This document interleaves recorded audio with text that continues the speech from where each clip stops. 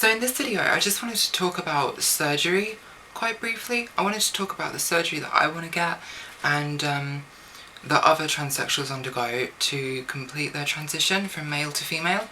Basically there are three procedures. You've got facial feminization surgery, you've got breast implants, and you've got sexual reassignment surgery. Sexual reassignment surgery is obviously where the penis is turned into a pussy. I would like to get those surgeries in that order. I would like to get facial feminization surgery so that I look like a female. Then I would like to get breast implants and then a pussy. I'm not so bothered whether or not I get a pussy before breast implants, but I suspect it will happen that way. I suspect it will happen that way around. So yeah, for me, the main surgery is really facial feminization surgery. That's what I'm trying to focus on at the moment. That's what I'm attempting to build up the funds to afford. I'd like to get it done like next year, maybe 1 year's time. That's what I'm hoping for. But it is very expensive, so it is quite difficult to find the money. Anyway, facial feminization surgery, a lot of non-transsexuals don't really know anything about, so I thought it would be quite interesting to talk about it a little bit and just educate some of my viewers on how male and female faces differ. How is it that we can tell immediately whether or not a face is a male or a female face, and therefore how facial feminization surgery actually works. So female and male faces differ by sort of subtle different dimensions, really. Like the main way to tell if someone is a man or a woman from their skull is to look at the brow ridging, like the brow bossing here. So you have like a ridge and then a dip if you're a male. You also have the same sort of ridge at the back of the skull, but that's hidden by your hair. But that's how they would tell like if a skull was a man or a woman's skull. But there are also lots of other differences that identify male from female faces. I find that most males, the lower 2/3 of their face is too long to be a woman's face. Most male faces, the last 2/3, so that's sort of between here and here, has grown more than a female's face would, and so you result with like a longer distance between the bottom of your lip and the bottom of your chin, and you get a bigger distance between the bottom of the nose and the top of the lip, and you just generally have more space here. You can see that I use makeup to sort of disguise these male characteristics of my face to make me look more feminine. So like this whole like drippy, gothic, acrylic thing going on under my eyes actually makes this part of my face look smaller. It makes it look shorter because it like distorts your perception of where my eyes are in relation to my lips.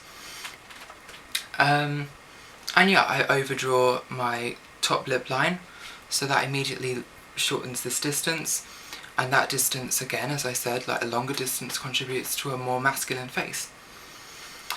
So yeah, there are like lots of little things that we do to make ourselves look more feminine with makeup, but surgery actually corrects them like physically.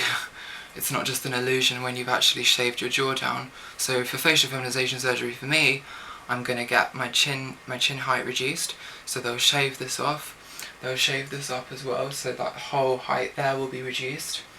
I'll get my lip lifted. So that means they cut a piece of skin out of here, and then they they basically cut like a block of skin out of here, and then they re-sew my lip back on under my nose. That's very feminizing. I'm also going to get my eyebrows lifted dramatically. Obviously at the moment I draw my eyebrows on, but perhaps one day if I get my eyebrows lifted adequately, then I'll be quite happy just to have natural eyebrows that don't require to be drawn on, which would be a great freedom. I'd love that. I'm also going to get my hairline lowered in the corners. Males have this like M-shaped hairline, and females have more of a rounded hairline. So my hairline is lowest here and highest in the corners. So that's an andro hairline, masculine hairline. Surgically I'd like to get that lowered in the corners and brought down to be female, and that would really feminise my face as well.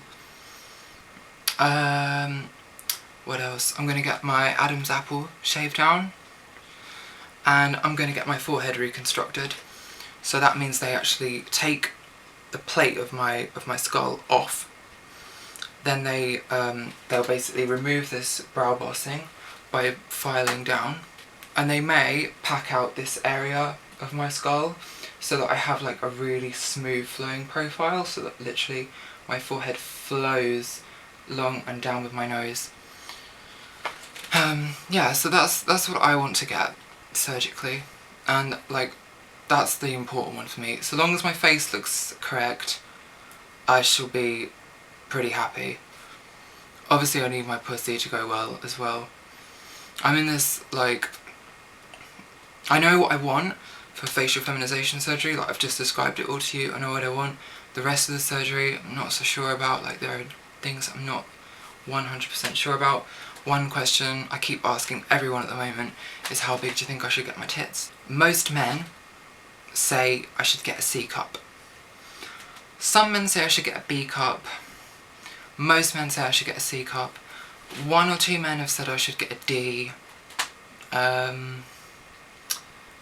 One man said I should get an E. I probably can't even get an E because I'll physically not have large enough boobs by the time.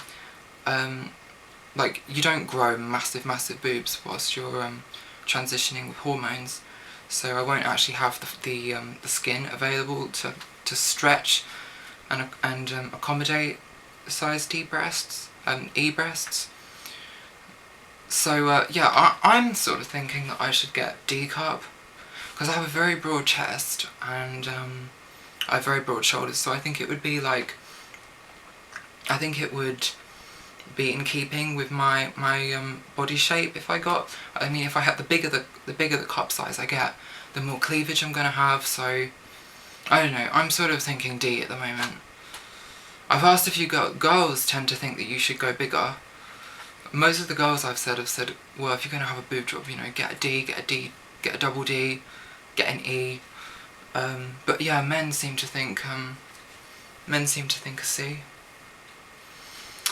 As for pussy, the only options with that really, the only thing to debate is whether or not I get it on the NHS, which is the National Health Service in England, which means I get it for free, or whether or not I pay for it privately. If I pay for it privately, I can choose my surgeon, and it can be a bit more of a designer vagina.